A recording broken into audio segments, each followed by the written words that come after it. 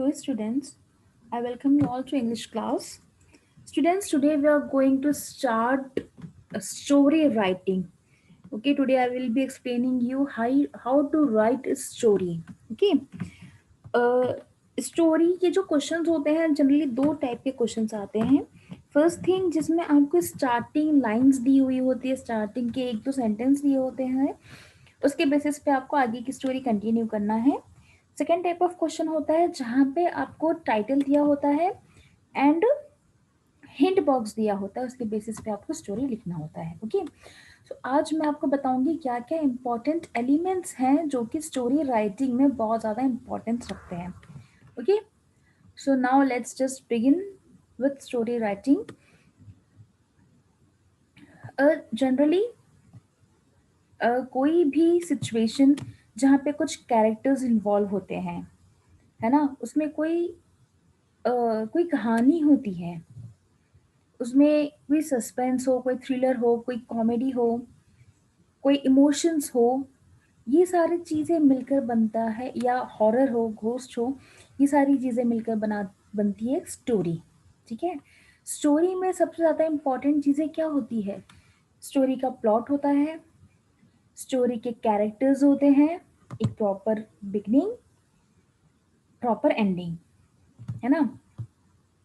अब जो कैरेक्टर्स की बात आते हैं तो कैरेक्टर्स में human beings, animals, fairies, ghost, witches, कुछ भी हो सकता है. ठीक है, so now just will start with the story writing.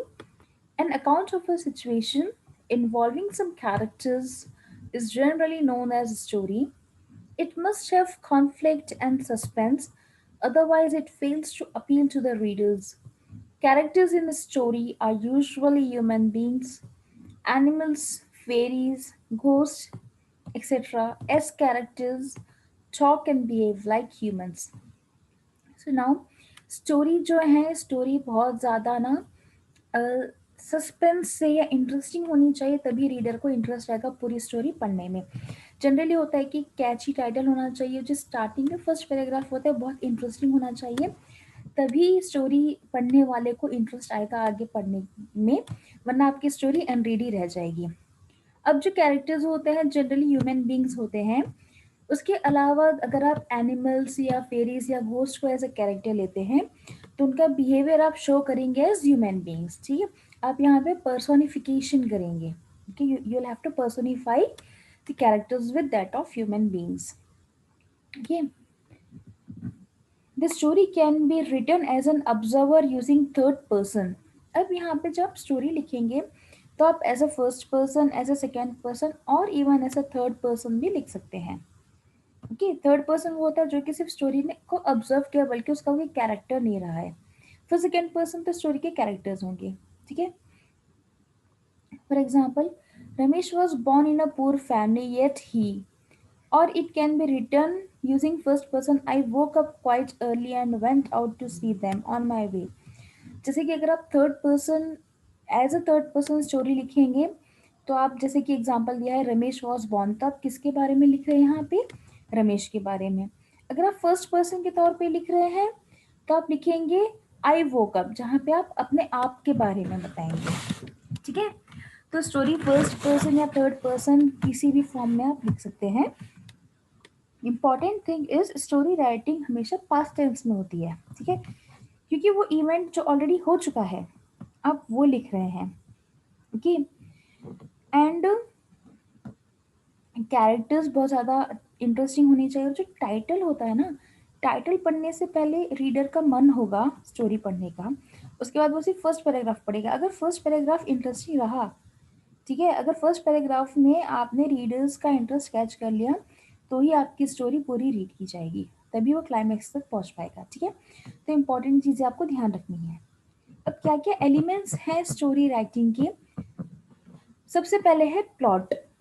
Plot होता है कि जो स्टोरी लाइन है, ओके, दैट इज एक अच्छे सा बिगनिंग होना चाहिए, बिगनिंग से रिलेटेड मिडिल पार्ट होना चाहिए, मिडिल पार्ट में इंटरेस्ट रहा तभी एक इंटरेस्टिंग कंक्लूजन होगा.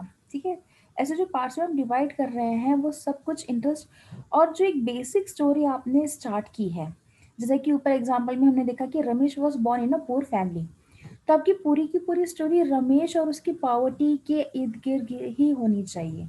ये होता है प्लॉट। ठीक है, जो मेन स्टोरी लाइन होती है वो पूरे में होनी चाहिए, कभी भी वो लूज नहीं होनी चाहिए। Okay, let's see what a plot is.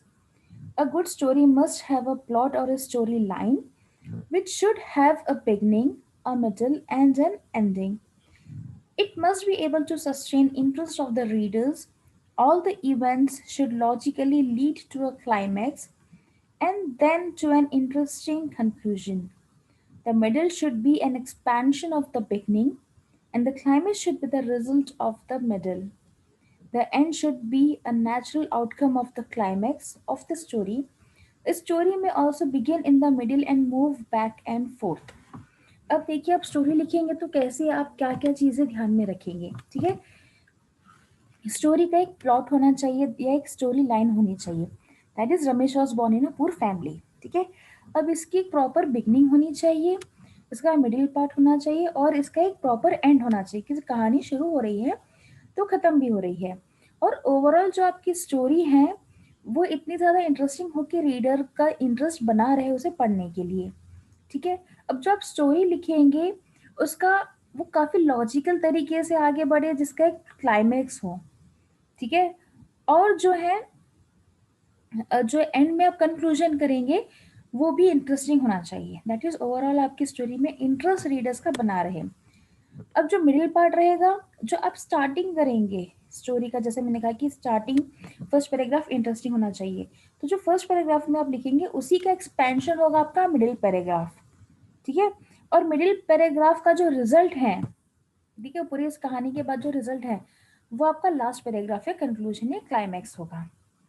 ठीक है, एंड एंड जो है वो हमेशा क्लाइमैक्स होगा कि स्टोरी वहां पर एंड हो रही है, आप अधूरी स्टोरी नहीं छोड़ सकते हैं। ओके, अब स्टोरी है तो जरूरी नहीं है कि आप पहले स्टार्टिंग बताओ, जैसे कि रमेश बॉर्न हुआ था, उसका रमेश का बर्थ हुआ था, है ना, उसके बाद फिर चाइल्ड स्कूल जाने लगा, फिर कॉलेज, फिर जॉब।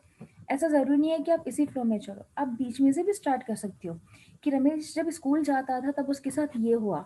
उसके बाद आप आगे पीछे अपनी स्टोरी को कर सकते हो कि पहले आप मिडिल पार्ट बता रहे हो, फिर आप बर्थ बता रहे हो और फिर आप उसका जॉब वाला पार्ट बता रहे हो। ठीक है, इस तरीके से अगर आप ऐसे करोगे तो भी आपकी स्टोरी बहुत ज़्यादा इंटरेस्टिंग हो सकती है।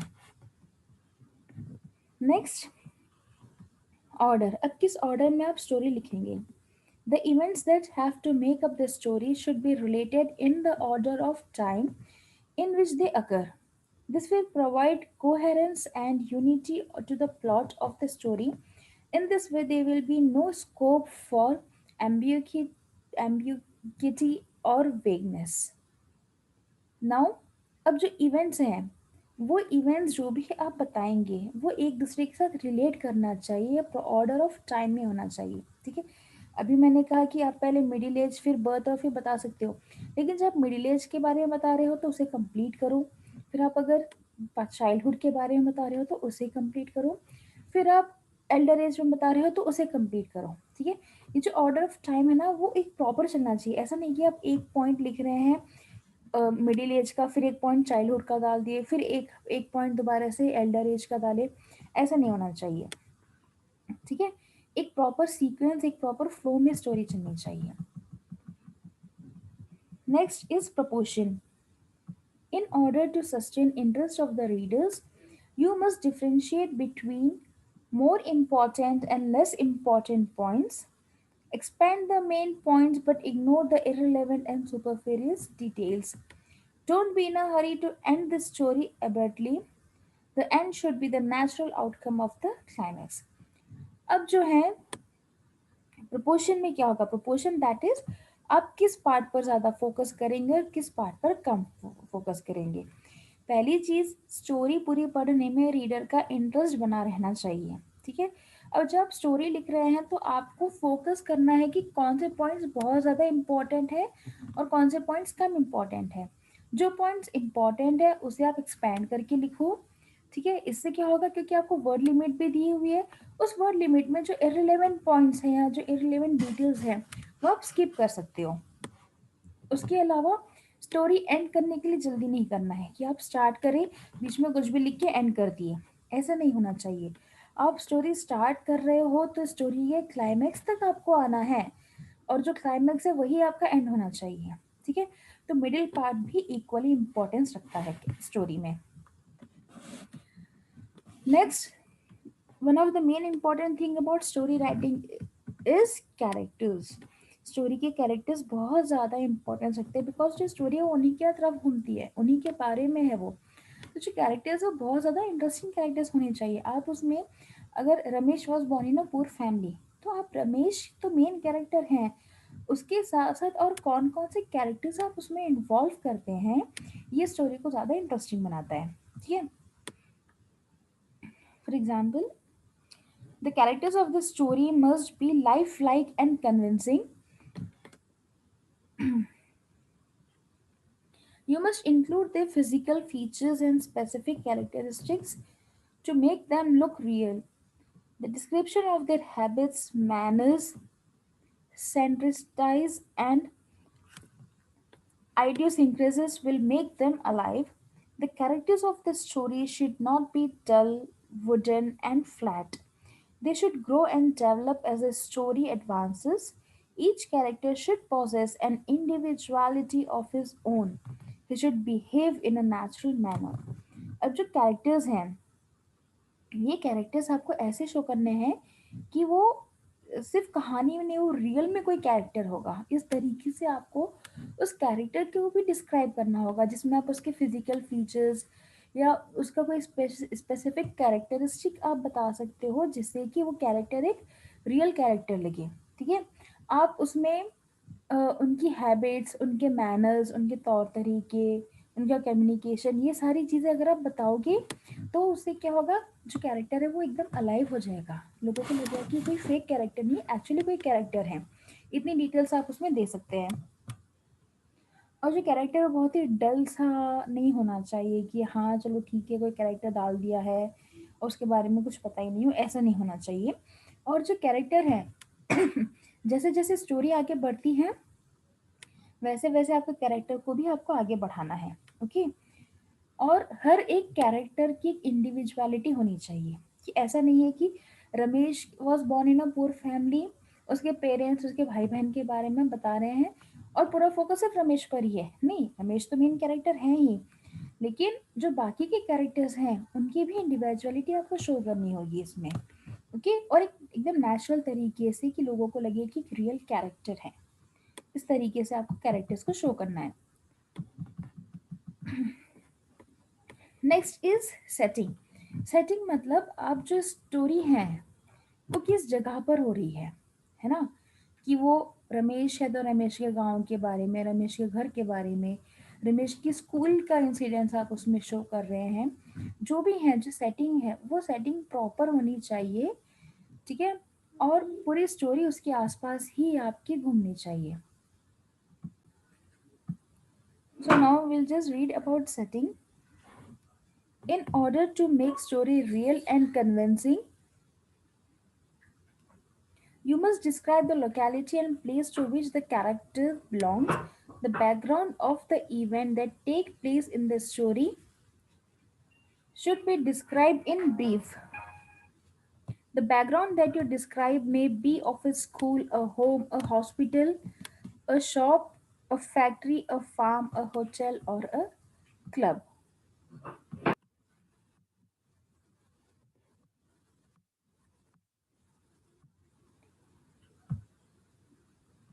सो नाउ सेटिंग की अगर हम बात करते हैं, तो आपको अपनी स्टोरी को रियल और कन्विंसिंग बनाने के लिए आपको जो एरिया है, जो बैकग्राउंड है, उसे प्रॉपर तरीके से डिस्क्राइब करना पड़ेगा। जैसे कि ऐसे रीडर को ये लगना चाहिए कि उनका इमेजिनेशन इतना ज़्यादा एनहेंस हो जाना चाहिए कि वो, उन्हें लगे कि वो सामने देख रहे हैं वो चीज़ को। ठीक है, इस तरीके से आपको बैकग्राउंड को एक्सप्रेस करना है। ओके, अब वो स्टोरी कहीं पर भी हो सकती है, बहुत ज़्यादा डिटेल नहीं, आपको ब्रीफ डिस्क्रिप्शन देना है बैकग्राउंड का, या जिस जगह पर स्टोरी सेट की गई है। ठीक है, अब जो बैकग्राउंड है वो कुछ भी हो सकता है, school, home, hospital, shop, hotel, club, जंगल में, है ना, जू पार्क में, कुछ भी हो सकता है, लेकिन आपको उस जगह को ब्रीफ में डिस्क्राइब करना है, ज़्यादा लॉन्ग, ज़्यादा डिटेल में नहीं। Okay, next important point for story writing is dialogue and language. ठीक है, आप कैसी लैंग्वेज यूज कर रहे हो, उसमें डायलॉग डिलीवरी होती है और डायलॉग्स आपको बताने पड़ेंगे। Okay, characters reveal their nature, temperament and attitude to life and other people, and their views through their speeches. So the characters in a story should be made to converse with other characters. The inner being of the character can only be known through his words, but the dialogue should be clear, comprehensible and to the point. ठीक है, अब जो character है वो अपना nature, वो character का जो बेसिक नेचर है, जो उसका एटीट्यूड टुवर्ड्स लाइफ है या लोगों के प्रति जो उसका नज़रिया है, ये डिपेंड करता है उसकी बात करने से, है ना। तो इस वजह से जो कैरेक्टर हैं उसके डायलॉग्स, इसके स्पीचेस बहुत ही ज़्यादा क्लियर होने चाहिए और अप टू द पॉइंट होने चाहिए, ज़्यादा अननेसेसरी इवेंट चीज़ें उसमें आपको नहीं डालनी है। Okay, the last important point two consider is tone. The tone of your narration should be compatible with the theme of the story. The tone of a humorous story should be different from that of a sad story. Okay? अब जो आपकी tone है, जो आपके dialogues होंगे, वो tone आपकी theme के साथ मैच होनी चाहिए। ओके, दैट इज, अगर ह्यूमरस स्टोरी है तो उसकी टोन पूरी ह्यूमरस होनी चाहिए, सैड स्टोरी है तो पूरी टोन उसकी सैड होनी चाहिए, हॉरर स्टोरी है तो टोन हॉरर फॉर्म में होनी चाहिए। ऐसा नहीं है कि सैड स्टोरी है उसमें बहुत खुश होने वाले डायलॉग बोल रहे हो, है ना, या हॉरर स्टोरी में आप इमोशंस डाल रहे हैं और कुछ ऐड कर रहे हो, या कॉमेडी स्टोरी है आपकी, फनी स्टोरी है, उसमें आप अपसेट करने वाले डायलॉग्स डाल रहे हो। ऐसा नहीं होना चाहिए, जो टोन है वो आपकी स्टोरी के बेसिस पर ही चलनी चाहिए। ठीक है, तो इम्पॉर्टेंट 7 इम्पॉर्टेंट एलिमेंट्स हैं जो कि आपको स्टोरी राइटिंग के टाइम पे ध्यान में रखने हैं। ओके, नाउ अब स्टोरी राइटिंग लिखने का फॉर्मेट कैसा है। स्टोरी राइटिंग जब आप लिखेंगे तो सबसे पहले आएगा टाइटल। ओके, जो भी आपका टाइटल है वो टाइटल, आप टाइटल कई बार ये हो सकता है कि अ, आपको क्वेश्चन में टाइटल दिया होगा कि इस टाइटल पे आपको स्टोरी बनानी है, या तो जो आप स्टार्टिंग लाइन है, हिंट बॉक्स है, जो आप स्टोरी लिख रहे हैं उसके बेसिस पे आपको टाइटल बनाना होगा। जो टाइटल है वो काफ़ी कैची होना चाहिए टाइटल। ठीक है, बस आपको सेंटर में टाइटल लिखना है, उसके बाद एक लाइन छोड़ के आपको स्टोरी लिखनी स्टार्ट करनी है। अगेन स्टोरीज पैराग्राफ में होगी, फर्स्ट पैराग्राफ है जो बिगनिंग होगी स्टोरी की, कब कहाँ पे कैसे क्या हो रहा है। मिडिल पैराग्राफ बिगनिंग को ही आप और ज़्यादा डिटेल में एक्सप्लेन करोगे, उसके बाद क्या हुआ था, कैसे हुआ था, और एंड जो हो रहा है वो लास्ट पैराग्राफ में होगा, दैट इज कंक्लूजन। ओके, उसके बाद एंड में आप लिखेंगे मॉरल ऑफ द स्टोरी, कि इस स्टोरी से आपको क्या शिक्षा मिलती है। ठीक है, नेक्स्ट क्लास में मैं आप लोगों को कुछ सॉल्व स्टोरी राइटिंग की कुछ सॉल्व एग्जाम्पल एक्सप्लेन करूंगी और कुछ होमवर्क दूंगी। सो सॉल्व एग्जाम्पल से और ज़्यादा क्लियर हो जाएगा कॉन्सेप्ट आपका। Okay, so and if you have any doubt in any of the element of story writing or anything relating to story, you can just drop me a message. Okay, thank you students.